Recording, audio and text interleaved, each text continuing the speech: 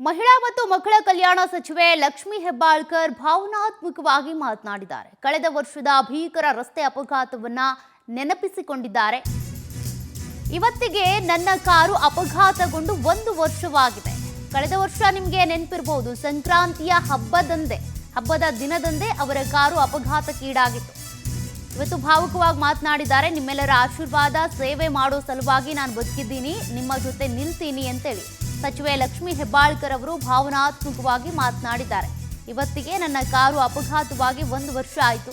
ನಿಮ್ಮೆಲ್ಲರ ಸೇವೆಗಾಗಿ ನಾನು ಬದುಕಿದ್ದೇನೆ, ನಿಮ್ಮ ಮುಂದೆ ನಿಂತಿದ್ದೀನಿ, ನಿಮಗೋಸ್ಕರ ಕೆಲಸ ಮಾಡ್ತೀನಿ, ಸೇವೆ ಮಾಡ್ತೀನಿ ಅಂತೇಳಿ ಆಕ್ಸಿಡೆಂಟ್ನ ನೆನಪಿಸ್ಕೊಂಡಿದ್ದಾರೆ.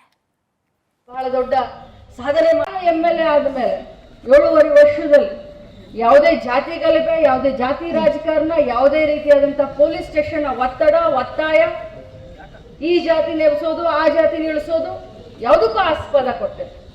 ಬಹಳಷ್ಟು ಕುವೆಂಪು ಅವರು ಹೇಳಿದ ಹಾಗೆ ನಮ್ಮ ಕ್ಷೇತ್ರ ಶಾಂತಿಯ ತೋಟ ಆಗಿದೆ ಅಂತ ಬಹಳಷ್ಟು ಹೆಮ್ಮೆಯಿಂದ ಹೇಳಲಿಕ್ಕೆ ಬಯಸ್ತೇನೆ. ಎಲ್ಲರೂ ಇದೇ ರೀತಿ ಕೂಡಿ ಹೋಗೋಣ, ಕೂಡಿ ಬಾಳೋಣ.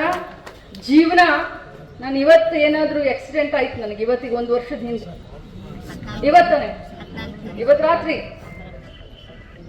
ಯುವರಾಜನ ಹೇಳ್ತಾ ಇದ್ರು ನನಗೆ, ಇವತ್ತೆಲ್ಲೂ ನೀವು ಅಡ್ಡಾಡಕ್ಕೆ ಹೋಗ್ಬೇಡ್ರಿ ಅಂತ. ನಾ ಹೇಳಿದೆ, ನನ್ನ ದಾರಿ ಭಾಳ ಗಟ್ಟೈತಿ, ಕ್ಷೇತ್ರದ ಇನ್ನೂ ಭಾಳ ಕೆಲಸ ಮಾಡೋದೈತಿ, ರಾಜ್ಯದಾಗ ಇನ್ನೂ ಭಾಳ ದೊಡ್ಡ ಸಾಧನೆ ಮಾಡೋದೈತಿ, ಹೆಸರು ಗಳಿಸೋದೈತಿ, ಜನ ನಾಯಕಿ ಅನ್ನಿಸ್ಕೊಳ್ಬೇಕು ಅನ್ನೋಂಥ ಒಂದು ಹುಚ್ಚ ಹಂಬಲ ಐತಿ.